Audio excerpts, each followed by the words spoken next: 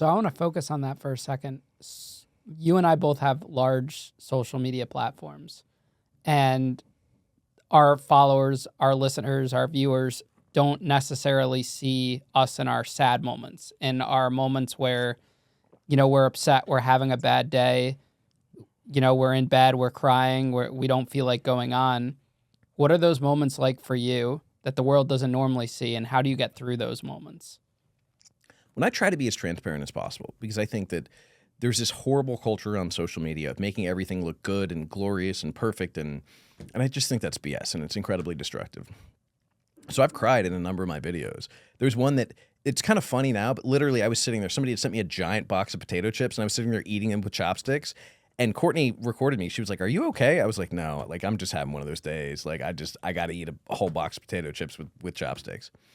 And I think it's important to highlight that. But of course, when I'm going through something really difficult, yeah, I'm not thinking about a camera. I'm not thinking about responding to the world. Like I'm just trying to hang on.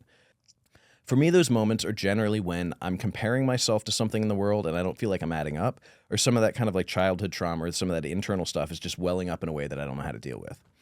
And I'm really grateful that I've developed a lot of coping mechanisms I didn't have. I've learned things from DBT. I've learned to reach out to friends. I've learned to kind of come back to my body. I've learned things that have helped me get through that. But the other side is when those things come up, like I call them emotional storms, which I actually got from a relationship with a girl who was very emotionally unhealthy. When they come up, I just have to allow that to be. Like I found the most vital and most important thing is to allow that to happen and not push it away or not act like it's not important. Like I'll cancel a meeting if I'm in a place where I just know I'm struggling because I'm not going to show up half-assed to this meeting and not like actually give myself to the person and give them the attention they deserve.